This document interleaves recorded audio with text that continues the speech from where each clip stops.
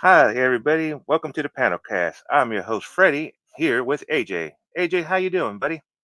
Hey everybody, how's it going? Not too bad. It's getting hot over here on our side. What about over there in your area? Well, that would require me to go outside of my air conditioned office, and I just don't do that. Air conditioning on, meaning it's hot outside. Got it. Right. All right. Well, today we will be reviewing a couple things. We have The Sheep Detective. We also have what I've been watching, The Real Adventures of Johnny Quest. We also have an interview today with Danny Graham. AJ, who's Danny Graham? Give us a Danny quick. Graham is the lead singer and creator of Fever Dog and lead songwriter. Fever Dog is the band that you hear playing every time you hear Forbidden Panel and the PanelCast intro. That music you hear, that song that you're hearing in our intro, that's from Danny Graham. And Uh, he's also an occasional FP member and has worked with us before. So we sat down. He recently came into a lot of good stuff, and we wanted to catch up with him and say hi. All right, can't wait to see that. We also have a trailer to show you, along with this week's AEW Match of the Week. So, what do we want to start with first, AJ? Well, why don't we start off with you Alrighty, talking about uh, this? What is this, sir? th- that is the Real Adventures of Johnny Quest, which is a reboot of the 1960s Hanna-Barbera cartoon of same name, Johnny Quest. Stars two separate families, a bodyguard taking care of the Quest, who are adventurers. They go around similarly to Scooby Doo, but they're not solving mysteries in the same sense of there's a villain of the week. They actually go on these mystical adventures. So they deal with stuff like Bigfoot, the Yeti, the statues of Moai, and all that. It's like I said, it's a reboot. This is years later where they're about six, about somewhere between 14 and 16. I don't remember the actual age. I don't even think they remember the actual age. Where the original show, they were more like 10 to 12-year-olds. So, Right. So it's in this, they have to be like teenagers or something, right? correct because they're driving vehicles, the kid are driving vehicles and all that, learning how to fly, stuff like that. So it's like, yep, old enough. Um, this came out back in 1996 and it had CGI added to it for their uh, program that they use for uh, what's it called? Oh my god, I forgot what it's called. Virtual reality. Mm. I was trying to say The AR, but VR that's not what. program. Yeah. Yes. VR Um, was the big thing back in the day. yes. And so were really thick cell phones still. Not quite brick, but in between. So still no touchscreen just yet. But at the same time, they did have advanced technology in there that they deal with as well. So it's a mixed bag. It's supposed to be a futuristic type of show, and I just been enjoying it. I saw it on TikTok for the intro. Love the intro, which just made me want to rewatch this show. And I am probably going to be starting to watch the other shows going backwards. Uh, Again, this is a reboot. Who did the reboot? Um, oh my god, I had the info and I think I have the wrong phone for it. So give me just a second. You Uh, know, only criminals have more than one cell phone, Freddie. right. Uh, but anyway, these people got permission from Hanna Barbera to, make a reboot. There was supposed to be two movies based off of the original show, so that's that age the kids are still set in. There was supposed to be a live action show, but I don't think that ever came into fruition because I've never seen it. And if it did, I got to find it. And then this show, which is, of course, set years later. And I think this is the final set of the series. After that, I don't think there's anything after this. But the storylines, they're fun. The show looks great for its era. The CGI, not great, but at the same time, it's great again for its era. It's pre Beast War era for Transformers. Hmm. So if you remember the way the graphics looks, it's of course less graphical than that, but still good enough to be for what it was at the time. um, so I'm almost But done with the first. does it feel aged? Does it feel like Yes, and yes, no, and yes. Yes, because like the graphics for the or the virtual reality is showing its age, but the animation for the artwork looks great. Uh, this show is actually a lot more violent than I remember. There is a lot of death, normally off screen, of course, but on enough that you know that there's death involved. Um, the word hell is thrown around. I'm like, I'm sorry, what? They said this in a TV show? Because again, in the '90s, you this is right? around the era where it's always positive. What are those things at Positive the end of the show? reinforcement, stuff like Yeah, that. Yeah. yeah. So hearing stuff like that as a kid, it went over my head. I probably don't remember it, and I was like maybe 12 around the time this came out. Um, but yeah, it looks great for for the time, and it still looks good for the hand drawn animation itself. Um, it can be a little choppy sometimes, but I mean, when you're working with a budget of both hand drawn and CGI, you can only do so much, but it still looks great. How many seasons? 2 seasons with about 52 episodes, so about 21 episodes per season, or one had 22 and the other one had less. That would I'm be almost done with 25 I'm and almost done with the first 26. season. Yeah. Oh wait, yeah, I'm terrible at math. 26 episodes each. Um, He handles the cash register at the conventions we work at. So it'd be a good idea if you approached him to work on your deals and stuff because yeah. he doesn't do the That way math either give you well, so money you might back. be able to get away with some prices there. I'm just saying. Yeah, you either get money back or I'll take more of your money. There is no in between. There is Right. no correctness. It might work in your favor. Who knows? Just come roll the dice, 50-50 chance. Um, but yeah, I can't wait for a second season. I'm enjoying this. I want to finish this and again go backwards to the previous movies for this show. Uh, there is the New Adventures of Johnny Quest, which is a like I think late '70s, early '80s version of it, which is a continuation.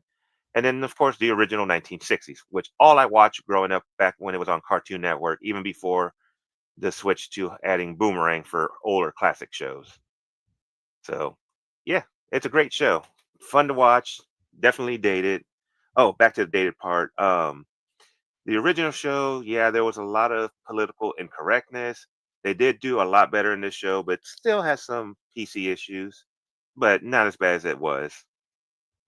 So, just remember for its time, the jokes will be a little bit outdated. All So, right. But as long as you're enjoying it, that's all that matters. oh yeah. Awesome. So what would you what's the rating here? I will give it a good 4 out of 5. Little Richards. 4 out of 5 Little Richards. There you go. I will give it a 5 if there was more because I'm always wanting more. I don't know how well it would do as a reboot now with like the technology it is today, if it will work as well. They have other shows similar to this where you have kids with high technology, so might still work. Hopefully be just as violent. If not, make a more adult teenager version and be more violent. Yeah, no kidding. Well, if that's all you have, Oh yeah. So what's next on the list that we have to talk about now? well, now we get to talk about happy things. Happy things like what? Things that put us to sleep? Secret to happiness in my life. Sheep. It's taking care of the kindest creatures on earth. Sheep. I want you to meet my flock. When I wake up, well, I know I'm gonna be. I keep them well fed, well groomed, and each day I read out loud to them mysteries, whodunits. I know who the killer was. I like to pretend that they follow along, but they're only sheep. Oh, why would he stop there? murderer! He was just about to say who the killer was. This is torture. It was the maid, right? When I wake up, Wake up! Everybody wake up! We found George on the grass, and he's not moving. What? Lily, tell us what to do. Our shepherd was murdered. And we shall solve the crime. George was visited by someone he knew well enough to offer a drink. Not much of a story for you, I'm afraid. Unless there's anything out of the ordinary. The policeman is completely hopeless. We need to help him. You think you're brave enough to leave home? We're not scared. What is that? I think it's a road. But what is it made of? Well, not grass, I can tell you that. Are you coming? For George? For George. Officer Derry, I am George Hardy's lawyer. He wrote a will. In the nighttime stories, the people in the will are always the suspects. That man had nothing. Well, actually, there is $30 million. And we have our motive. We need to look for clues.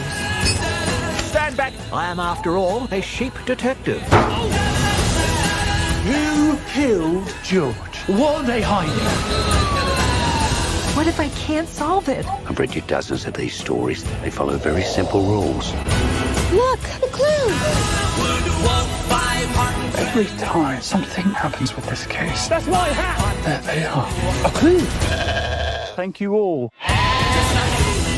Sheep can do things. In fact, we can do anything. I want to bash it! I want to bash it so bad!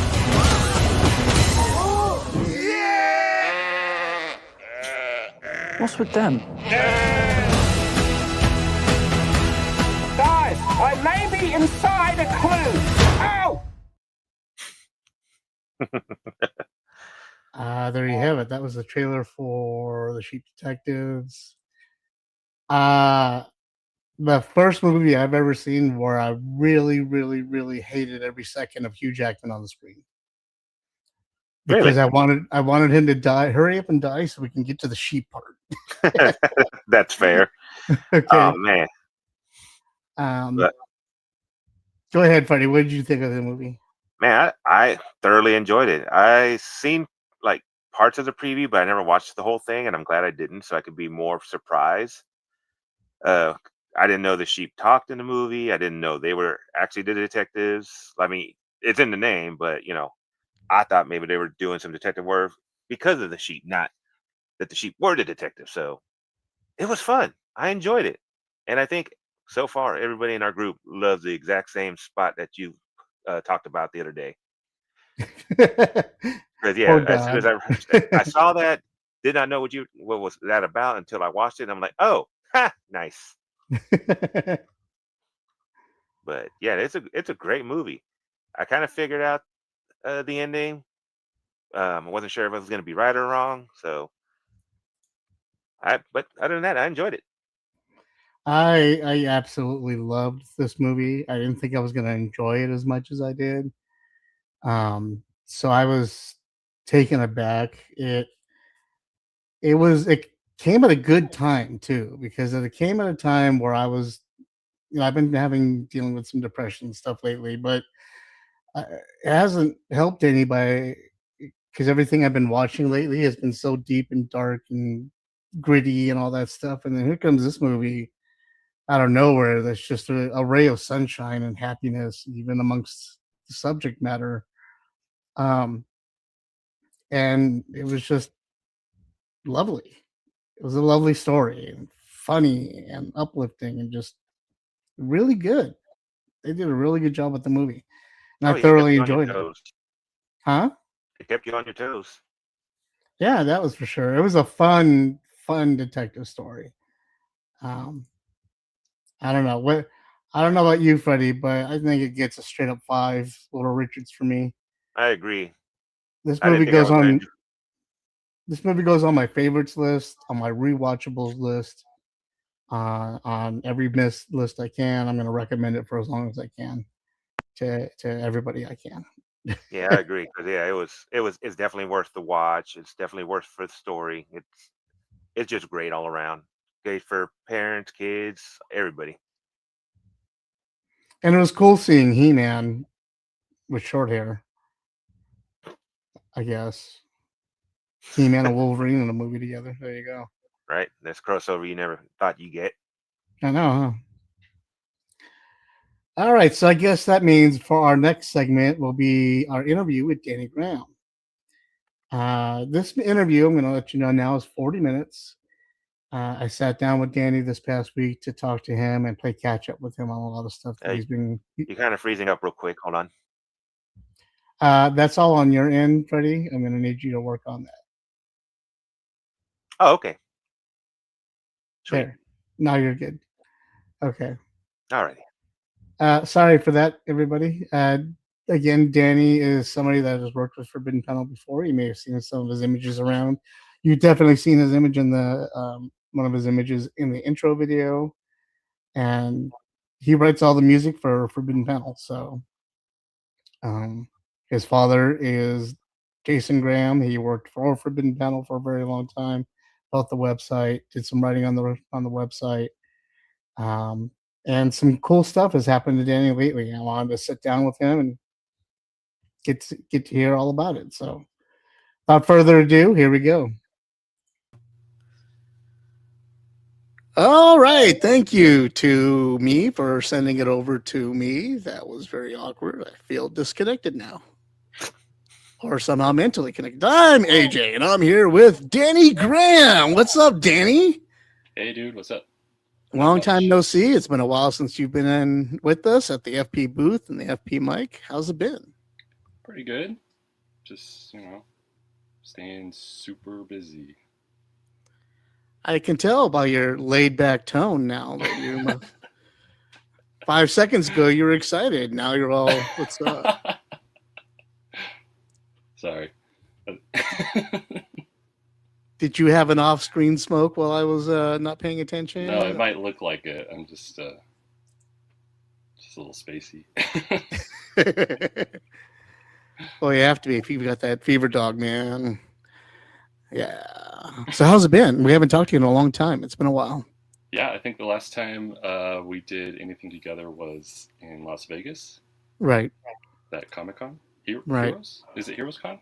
No, it was Vegas Con. Vegas? It was amazing Las Vegas Con. I have the little thing hanging up over here. Yeah. That was a Still? good weekend. Yeah. I put all my passes and things up on the wall over here. So it's like band stuff and conventions. I have the CreepyCon and that one, and some of the band sort of all access. Some of your backstage passes and stuff like that. I do the same. All my professional badges I hang up. Mm-hmm. It's now cool. like especially when they give you the lanyards and everything. Right. Especially like I say, if it says professional or exhibitor, like professional ones, I really get proud of because I worked really hard for that. Yeah. So I'm always like, that's right, I'm pro. What's up? I know I'm not like Kirkman or Stanley or nothing, but I'm just like still comic book and professional. Yeah. That's something I worked really hard to get my name on. I'm better than you. We don't say that out loud, Danny. We just write that in the subtext of our comic books or our lyrics. Yep. But yeah, I understand where you're coming from. As you may know, some of you who don't know, Danny Graham here is the lead singer of a band called Fever Dog. You may recognize some of their songs because we use one of their songs as all of our music here on Forbidden Panel and the PanelCast. In fact, Danny's going to give us a quick announcement right now for the legal department. Go ahead, Danny. Oh, yeah. Okay. So, as Danny Graham, singer, songwriter of the band Fever Dog, give AJ Herrera and Forbidden Panel, let's see, infinite. How do we word it? For ever, you're allowed to use our music. I couldn't think of the right word. What the actual legal ease would be, right? Yeah. You can use our music in your podcast, on your YouTube channels, on social media, and that is for now, since it's the only album that's out, all of the tracks from the album Alpha Waves. Okay, so none of the other albums, but Well, they're Alpha. not out yet. When they come out, I'll make a new video for you. Okay, cool. You hear that, everybody out there, YouTube trying to copyright all of our stuff. We have rights to Danny Graham's music. Yes.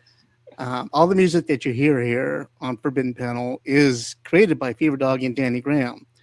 How long have you been doing the music now?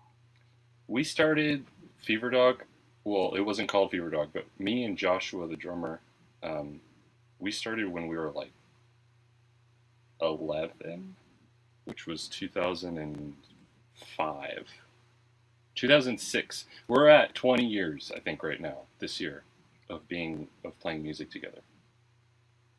And we started off as like a 3-piece rock band called Snot Rocket, and then over time, by high school, about 4 years later, we changed it to Fever Dog, and we've been Fever Dog ever since. And how did you get started with the musical industry, influence, all that stuff? What made you want to do this? I grew up around music. My dad was in a lot of bands, and I would go to band practice with him, and that's kind of how I started playing guitar.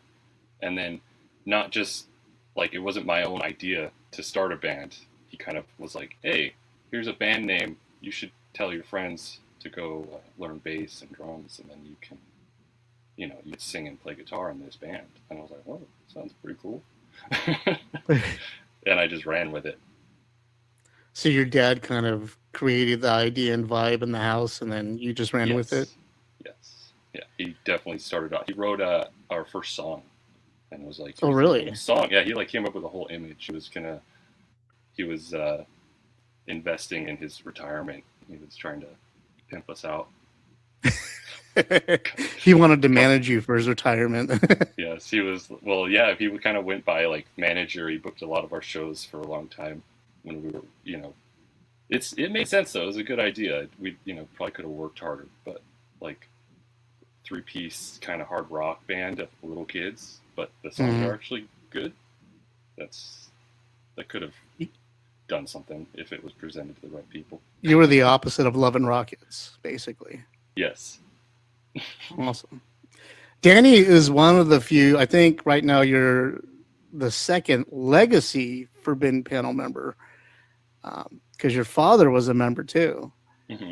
And he wrote for us and was on the podcast and stuff. So, I mean, you're not officially an FP member, but you've done work with us and you've done some stuff with us before. Yeah. And that a lot of that was me bribing you and guilting you to being here with us. And yes. I have no shame in that. It worked. It works. But you are exceptionally talented and a wonderful kid on top of it. And I had no problem milking you for your talents.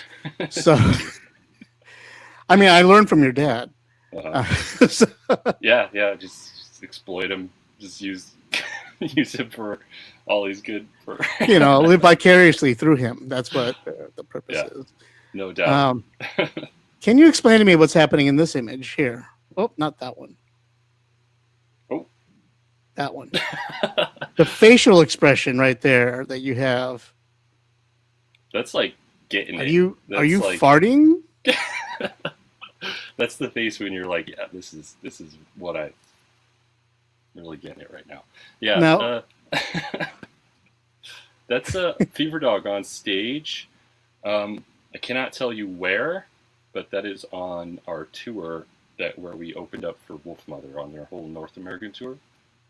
It was some of the biggest shows we ever played, and best photos we ever got too. Like every night we got free, amazing photos by like the just super professional photographers. So we're milking it. We're gonna use these photos until something better shows up. Yeah, I don't doubt you should. It's gonna be the title of this milking it. Right, that's your new album. Fever Dog, milking it. Mm-hmm. Well, then that just shows that you've been busy in the time that you've been gone. You've been on tour with Wolf Mother. Anybody else you've been on tour with? We did a couple headlining tours since then. One of them was a co-headlining tour with a band called Cinema Stereo from Nashville, sort of pairing. We've been pairing a lot with bands like at our same sort of level, or doing our own headlining shows, and then,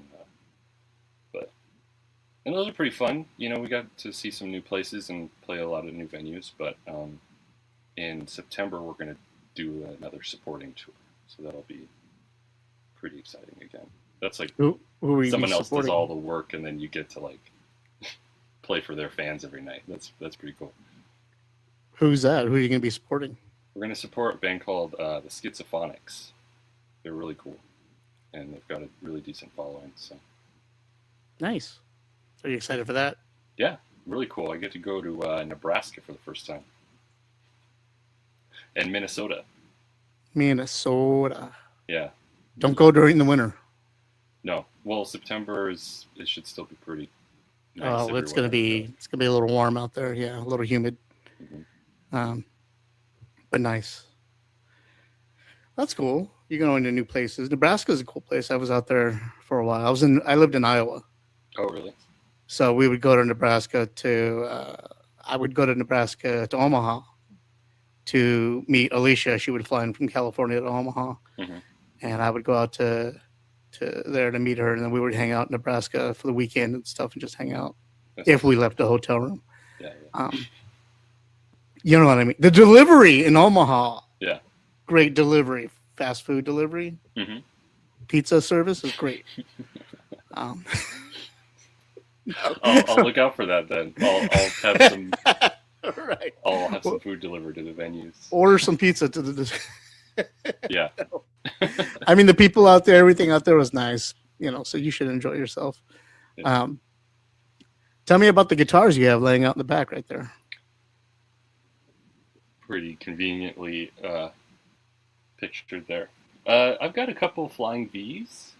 There's the one with the gold is my main guitar. You saw that in that picture over there. And then I got this second one because it's like I wanted to be a rock star and have like a double, you know, like a backup that was the same or similar, right? Right. Not crazy about it though. I haven't played it once live. And then down the line, there's a Telecaster. It's got disco ball, like mirrors all over it. I got that when I was like 13. My parents bought it for me. And then I put the disco ball stuff all over it. And then I got a Gibson Black Les Paul Studio that my dad's guitar player gave to me when I was maybe 15. He like gifted it to me. I was like, damn, that's pretty awesome. Nice. And then I've got like some bass that is destroyed now because the water from the heater's been dripping on it, and it's got a big crack running down it. Well, it's good that you kept it in that same space just for decorative purposes. Yep. It just looks good right there, and I don't play Right. bass, so Who cares if it gets ruined as long as it looks pretty right there, right? Yep.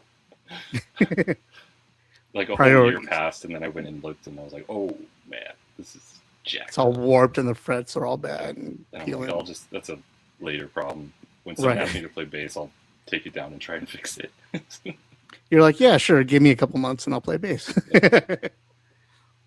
Definitely. Well, some exciting stuff has happened to you lately. And that's one of the reasons why I wanted to bring you back here specifically, just to have a showcase for you. Mm-hmm.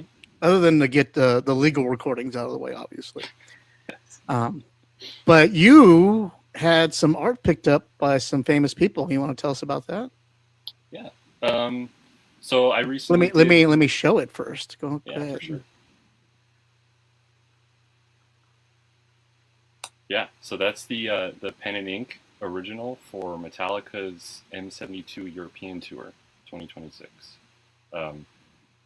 I did that whole thing that's 18 by 24 inches, like real poster size, and by hand with India ink and pens.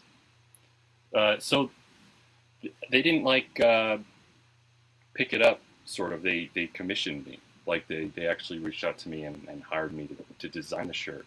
And they told me- Metallica reached out to you and asked you to. Technically not Metallica. The big merch company that does the work for them did it. And it started with a smaller job. I did a T-shirt for a band called Airborne from Australia. They're really cool, and it was like a very classic, like bomber girl pinup type thing, where she's like on the big bomb, you know those like old 40s. Yeah, pinup girls. Yeah, we used to do the same. Yeah. And so they hired me to do that, and it was like, okay, pretty cool. And then I noticed, I'm like, okay, this company, like, it does the merch for Metallica and like Led Zeppelin and like massive bands. So I was just like, okay, well, I'm just gonna do a really good job on this and impress and not say anything. So I did that job, and then I did another one that's gonna be released soon from another band from the 80s.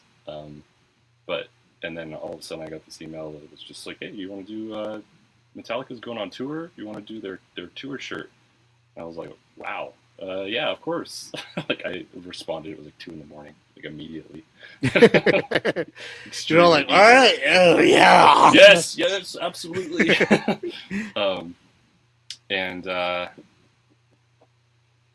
they told me I could draw whatever I wanted, which is like amazing.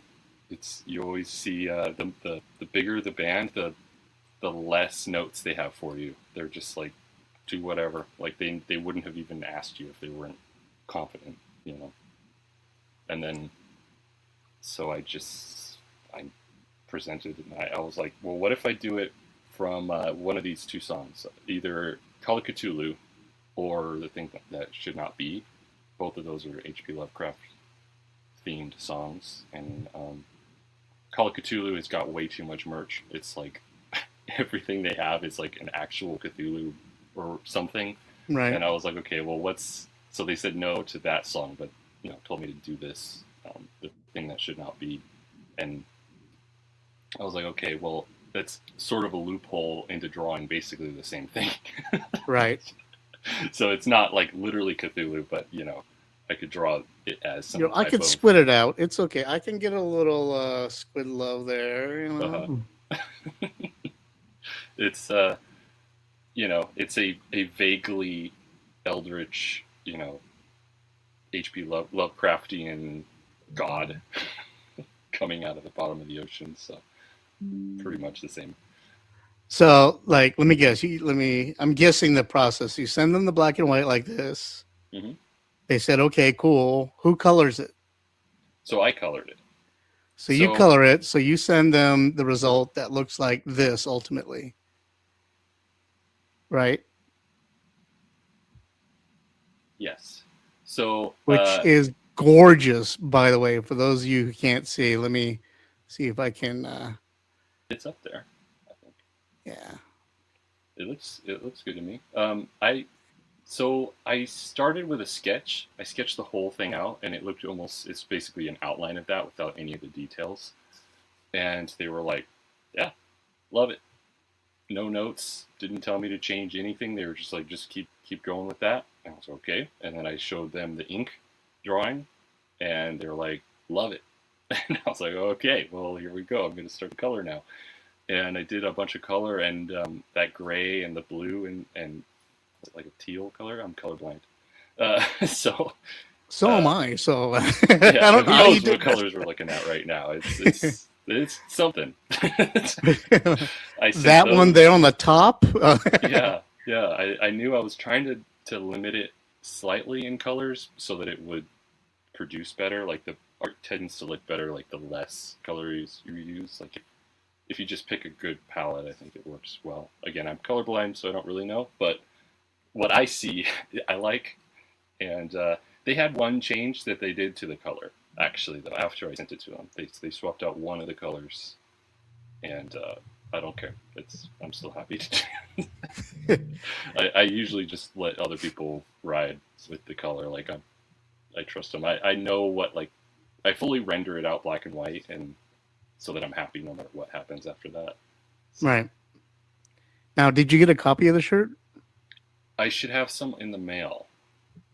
And has any members of the band worn the shirt yet? I have not seen anyone from the band wear them, but I never see them wear any Metallica shirts on stage. But I have been stalking their page ever since this shirt. Every day I refresh the tagged photos. And I see lots of fans. Now somebody better wear my shirt. Yeah, I see it. Lots of people are wearing it all the time now. And Really? These concerts have like 90,000 people. They're sold out every night. It's crazy. Like the volume. I think about the volume of shirts that they had to produce to sustain their crowd, and it's like it's unfathomable. And are you seeing any of that in the residuals? Or you just got paid for the shirt? No, I am not. I did the art. It's their art now. So. And here's the back. Right? Did you do the back, or did they? No. I would have happily done the back, but they sort of cut it up and arranged it in a way to make it work for the back. But they used your skull here the as skull a and background. my logo I did, and they just had to kind of edit it a little bit to make it work. Did you have to present it in layers when you sent it to them, or did you send it to them as a full? Yeah, I sent because the original is a flat ink drawing. There's no layers from the background to the monster, or the logo is even permanently has stuff in front of the logo. So, I just sent them with colors separated from mine, which is also why they were easily, they easily changed out that one color. I think it was the red-orange color. It used to be like a purple or something. But they wanted it to pop, and it makes sense because when you see it from far now in the photos, it's like you know which picture you're looking at. It's pretty cool. Right. You're like, look, I just did the picture. You do the colors and make it pop, dude. I don't care. Yeah, well, they told me they really liked the black and white version too. So I'm hoping. Do you see them hitting you up for more? I think so. I was so eager about everything, and so like a total nerd the whole process. I tried very hard to be cool, but I was being very nerdy, and at one point I was basically told you're probably going to get hired again. Like, don't worry. Well, okay, you don't got to be such a try hard. Right? Dude, you had me at yes. You had me at hello, whatever. And you also had another piece of news come up, and that was that you're working on a book with somebody. Yeah. Is that right? Can you tell us a little bit about that book and what it's about? Yeah. So that band that we started when we were 12, the bass player, Nat, he's so he doesn't play with us anymore, but he went on and he's just been mostly writing this whole time since we were kids. And we've always been talking about, releasing role-playing games or comics together or just something, and it has never happened. It's something I always try to do with my dad too. It's hey, you should illustrate this book for me. And I'm like, oh yeah, totally. And then I could never meet the could never get anything finished.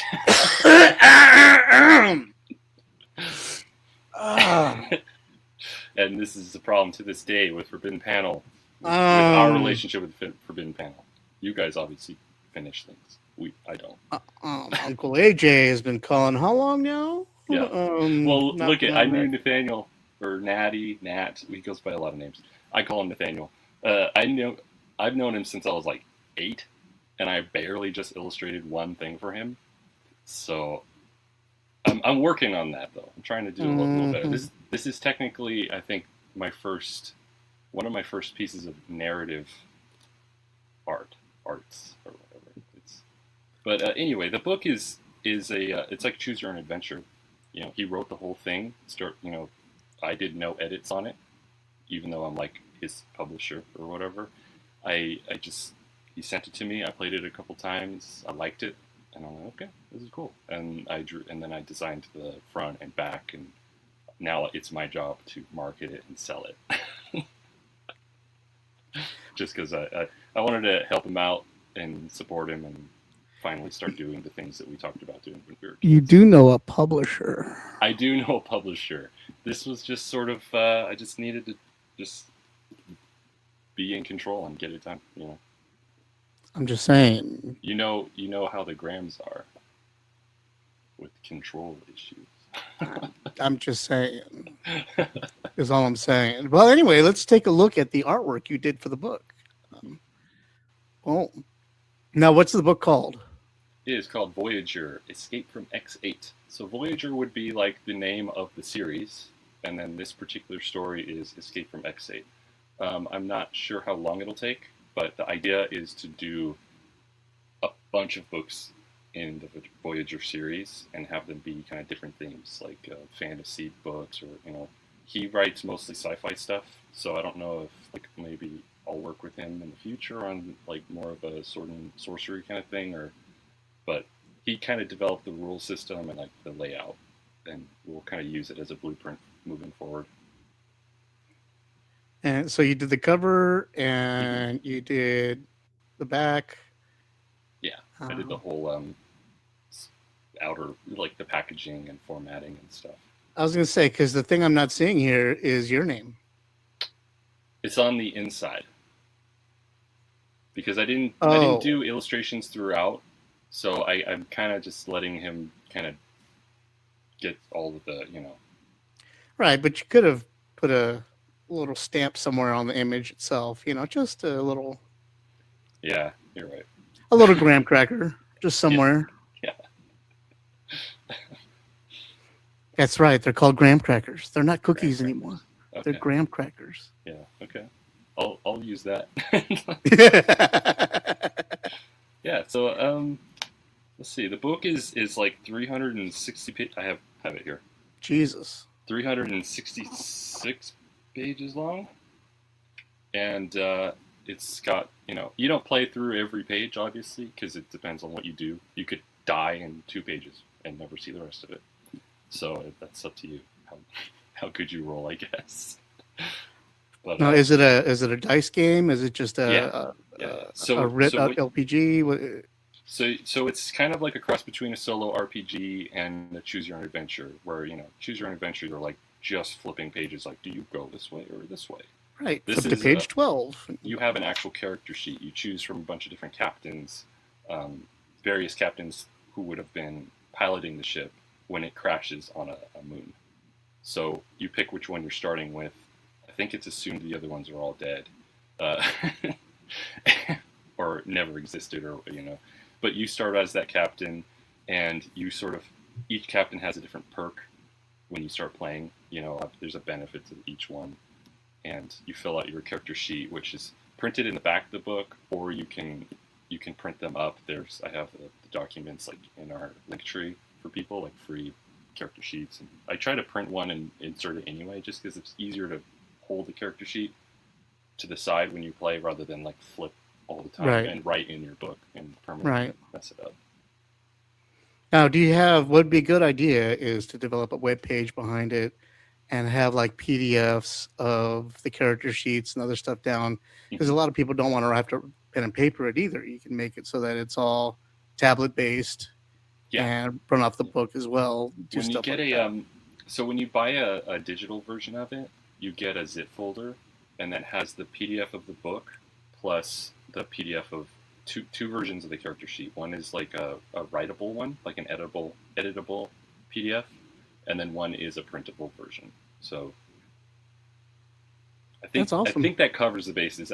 We're still learning like what works best, and like hearing from, because we play RPGs and do these like game books for fun, but we haven't really like been a part of the community, so to speak. Right. So I don't really know what like the masses like. I just know that like my collection of vintage books works this way, and that's how I play it. So now, when you're playing this game, does every player need the book, or it's solo? So it's a one-player game. Okay, so you can't play multiple players. No. Well, I think so. What we've decided, we got asked this by some friends too. I think we decided a best way to enjoy it is to like couples, I guess. You would just like make the decision together, like what you do next, or roll together.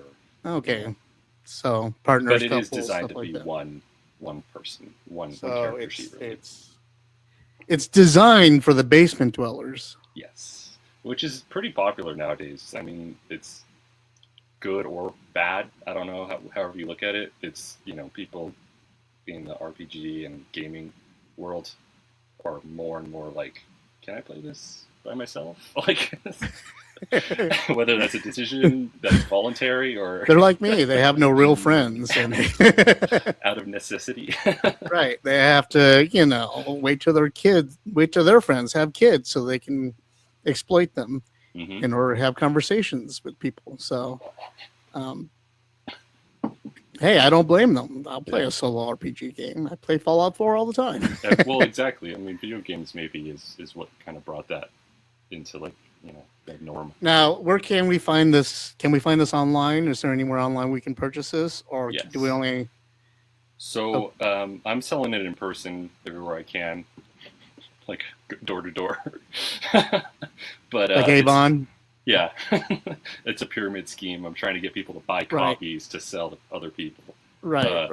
So it's on interstellaroverlord.com. So that's the name that I've given myself, or I didn't give it to myself. Actually, my dad did. It's another one of those things where I was a teenager and he was like, "Hey, when you release music or draw stuff or whatever, you should call it this. It's a kind of a cool name." And I was like, "Okay," and I'm still using it. So. So I've been doing that. Overlord? Interstellar Overlord. It's sort of like he was just referencing like this band Monster Magnet that we I know Monster Magnet. Yeah. We were like, what are these songs, like all these titles of all these songs, and the lyrical content is all about these, Marvel comics and like these big interstellar overlords that are like running things. And we're like, oh, hey, what did you just say?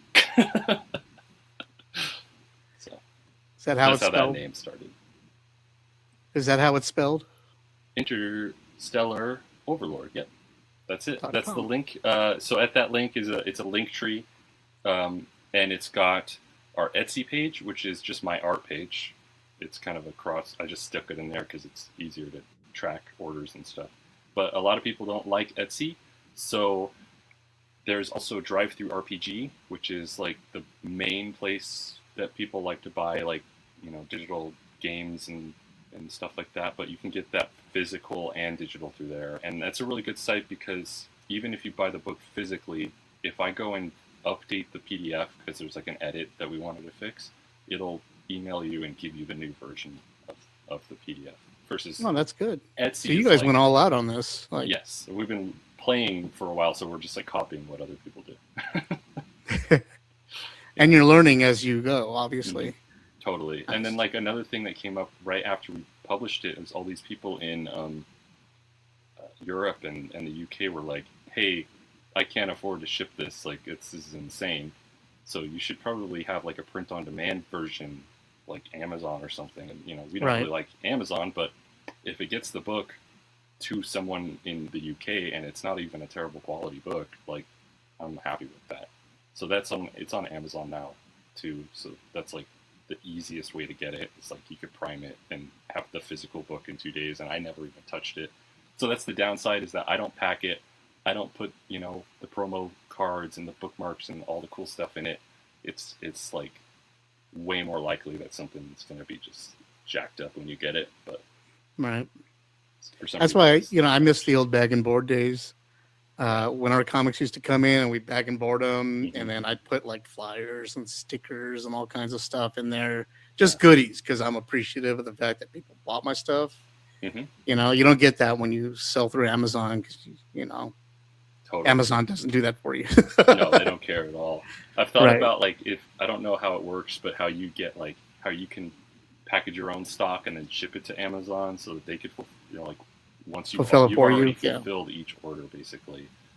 Yeah, but at that point, you might as well just be the mob, because you're just an import-export business. Yeah, At some point, I would like to outsource that whole process. But I do love packing stuff. It's like really cool with the art too. Like it just feels like you're just doing, like you're packing up your babies and saying goodbye. And every time you make it, it's like it's like part of the job.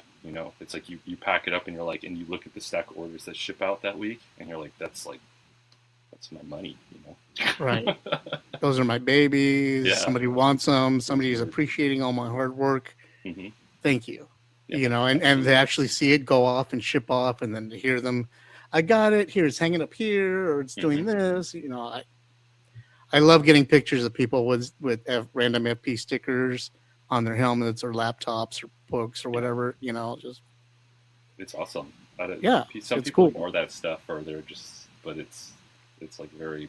It's one of my favorite parts of the whole thing. It's like the packaging. One time at Comic-Con, I saw somebody I didn't know wearing a ZKS shirt, and I almost crapped my pants. I wanted to run over and be like, "Who are you? I don't know you. Like, Yeah. why are you wearing my shirt? You know, What's your problem? what the fuck? Who gave you that? You need a new Right? shirt or something? Who do you know?" But it was still a cool feeling. Like I was like, Yeah, it's awesome. It's very gratifying. Yeah, but it just lets you know that you did you all your work that you did is appreciated, and it should be, because we all do our best. You do a great job. You're out there all the time, pimping your stuff, working it. You're on the road. You're at these clubs. You're doing the job. You're putting out these music videos, which are great. You know, you're doing the work, and it's awesome. I think it's great. Thank you. And I'm a huge supporter of you and you guys, and it helps that your music's good too, because if it sucked, It'd be a little awkward. it'd be a little awkward. I'd be like, "Yeah, here's Danny playing music for my podcast," and I really don't like. Gotta give him a, Right? I'd be loving those copyright strikes. Like, oh, thank God. Sorry, dude. Can't. Sorry, I can't play your music in this area. Belize loves you though. You know? Yeah. Belize. It's all just anything to avoid having a real job. Well, this is an 8 to 5, man. Well, it's a real job. I mean, I'm doing stuff all day, every day, but it's never feels like it. And that's like the key is to not. I did like one job. This is sort of like another part of my dad's doing. It's like I've only done one like real job, and it was one day. I was like helping build a pond for this company, and it was backbreaking. And I was like, oh, wait a minute, fuck, this is literally what he was telling me every day. Like, hey, don't do anything, no physical labor, don't do anything where you're working for a boss who's like. So I did it one day, and it reminded me of everything he said. I was like, oh shit, that's right. That's why I don't do that. I went back home and I kept, doing my normal jobs, where it's like art and music and I was telling the wife the other day, I woke up yesterday, I edited 2 podcasts, I edited 4 images, and then I put them on 100 different social media sites to advertise. And by the time I was done, 6 hours had passed. And it's not like I'm not doing anything. It looks like I'm just farting around on social media and stuff, but I'm promoting, I'm pushing, I'm doing this, and it's a full-time job. Yeah. And, I wish I got paid the money I deserve to be paid for it, and I'm sure you do too, but absolutely. We're trying to get there. And I wish you nothing but the best. I hope everything you want comes for you. I hope your band is successful. Your art is wonderful. I want to see more of it on FP. I'm sure all of our fans want to see more of it on FP. And in the meantime, we'll just be grateful to see it wherever we can. So with that, we're going to wrap this up. It's been 40 minutes, and I'm sure the rest of the crew would like to get back to the podcast. So they're tired of seeing you and your huge nose and your weird hair and your funky headphones. Do you know that Danny sleeps in 70s gym shorts? Yeah, those little short shorts with the ringer, with the white ringer. Yeah. Just so you know, when he's asleep, it's grease. That's all I can think of is I need to get some satin ones that are shiny though and say something. There's something that say juicy on it. You need juicy on the back of your shorts. Shazam. Right. There you go. I have the power. Yeah. Oh, dude, I would kill for some He-Man shorts. He-Man shorts. There you go. Gray Skull in the front. Snake Mountain. There you go. Ladies and gentlemen, this has been Danny Graham of Fever Dog. Thank you very much for your time and coming on the show with us, Danny. Good luck going on in the future, and we hope to see more of you soon. Thanks. And let's get back to the guys in the studio.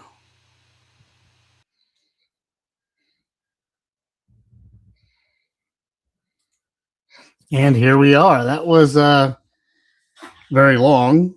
I apologize for that. That was Danny Graham. There you go. What'd you think? Yeah, very interesting. I love the artwork he did. I'm not much of a Metallica fan, mostly because I never grew up on their music, or I probably haven't. I don't remember who sung it, but man, I do love their merch and what they look like. Yeah, But his, looks amazing. his artwork is phenomenal. I've been a big fan of his for a very long time. Doesn't hurt that I'm Uncle AJ, but hey, whatever, dude. So with that, you can find out more information about Danny and all of his exploits over on interstellaroverlord.com. Thank you, Danny, for your time and all of the fans for tuning in. We're continuing on because we have a trailer we really want to show you. This came out this Monday. I was excited to see it. I don't know if you had caught it, Freddie, but this is Werewolf.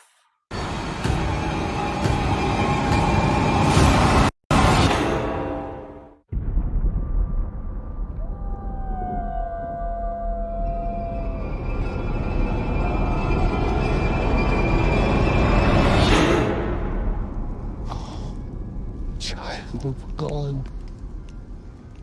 Come.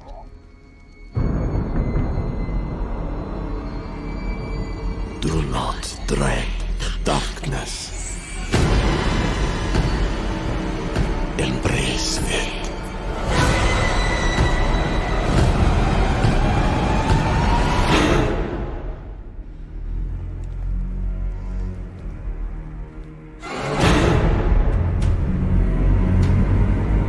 I heard of a raving beast that ravished this country. Keep my husband safe from his cursedness.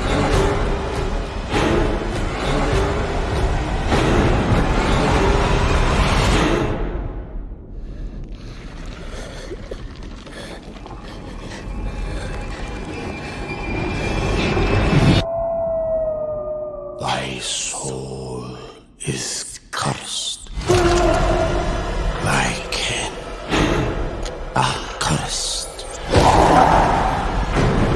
Thy world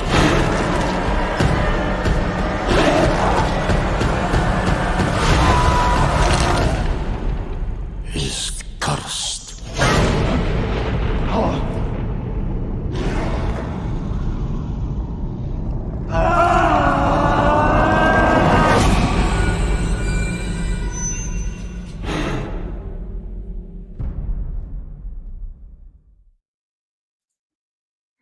There you have it, Robert Eggers' new movie, Werewolf, otherwise known as Any Excuse Aaron Taylor Johnson Needs to Take His Shirt Off. What do you think, Freddie? Looks interesting. They didn't show what the wolf form looks like, so that definitely catches my attention. I was like, okay, now I gotta wait. So happy early Christmas for us, I guess.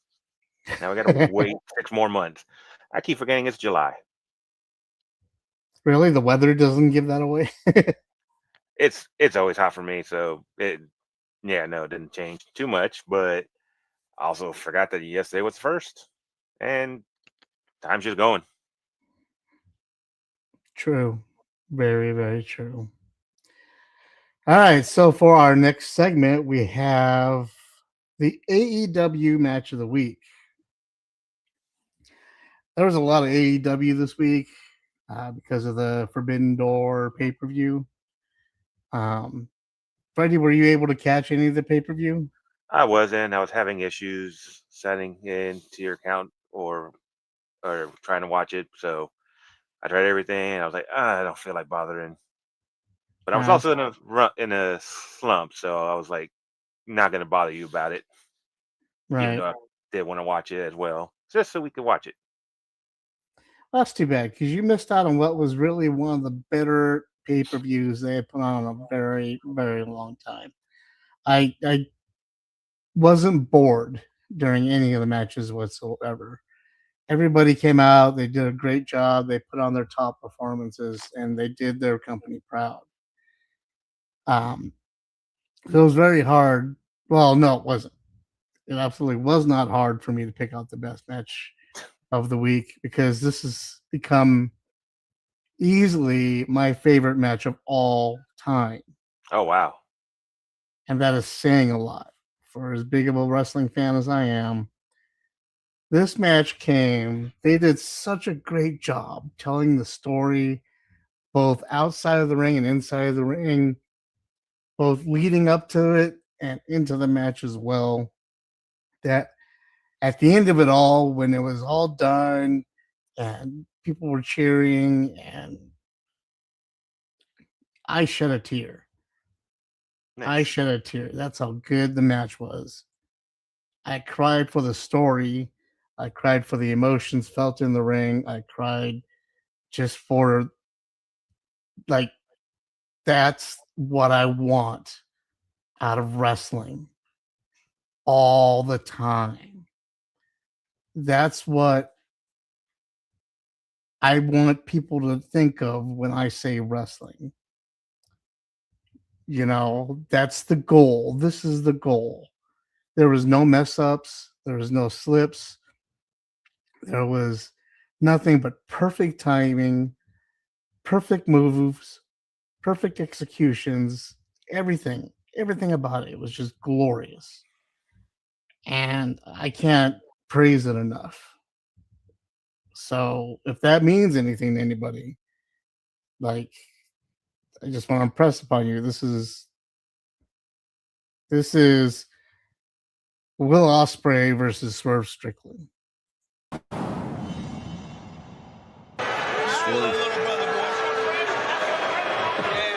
Referencing the long history between these two men.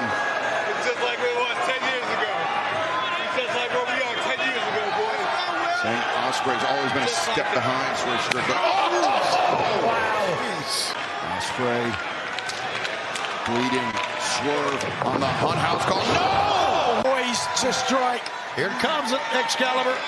Ospreay lining up the hidden blade. Oh my God! Oh, he ate the hidden blade and came right back. Swatting at the leg of Will Ospreay. That's going to cost Nana. Yes, it is. Thank God. That's on. So Nana escapes with. Oh! House call! Boy, that was on target. No. Oh, good. Ospreay, instead, he's got Swerve inverted on the floor. And now. Oh! Ooh. Ospreay. Buck shot. Hidden blade. 1, 2. No! Death Rider. Right into the John Moxley playbook. But he's not done.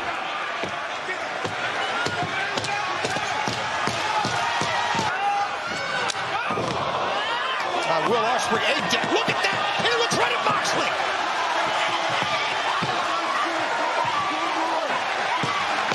A defiant scream. Ospreay rises to his feet. Oh, my God.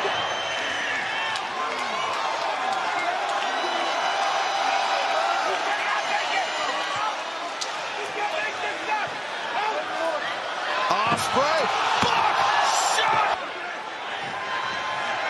Death Rider.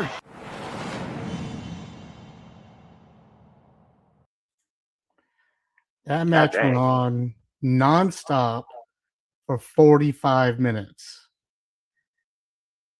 They came up with some of the best back and forth I've seen in a long time, including improvisation moves like you had seen there, where Will tried to go for the Styles Clash, couldn't pull it, so he just slammed Strickland into the steel steps.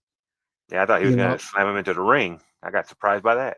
That was an improv move, and it looked great. It looked like, like a pro. And there was a point where Will Ospreay did the hidden blade on Swerve Strickland, and he gets up and he goes to do it again, and he pulls his arm back, and when he does, you can see on his arm here the bloody face print from Swerve Strickland from the last hidden blade he had delivered. God damn. So you knew he hit him legit. You know what I mean? Like he legit, bam. And so, like I said, it was an epic journey, that match, and I loved every minute of it. The crowd ate it up. Everything about it was fantastic, and it's why I watch wrestling, and I cannot recommend it enough. If you have a chance, go look it up on YouTube. I'm sure it's out there somewhere. Again, it's 45 minutes long, but you won't regret it. It's fantastic. Uh, Disagree with me, agree with me, have objections to any of the opinions that we voiced on any of the movies or anything that we said today, any of our reviews, whether you think that we're crazy or if you think that we're on the right track, send us your opinions, forbiddenpanel@gmail.com. We'd love to hear about it. We'll read them on the air and we'll discuss them with you. Or pop up in our chat room and give us a shout. Ask your questions and we'll answer away. I really had nothing left for this episode. Freddie, did you? Nope, I think that's all I have for now. Great. Then with that, we are at an hour and 6 minutes on a random Thursday. We thank you guys for tuning in and we appreciate your attention. For Freddie, this is AJ, and make sure you tune in and find us every Thursday live here on forbiddenpanel.com. Until next time, see you later.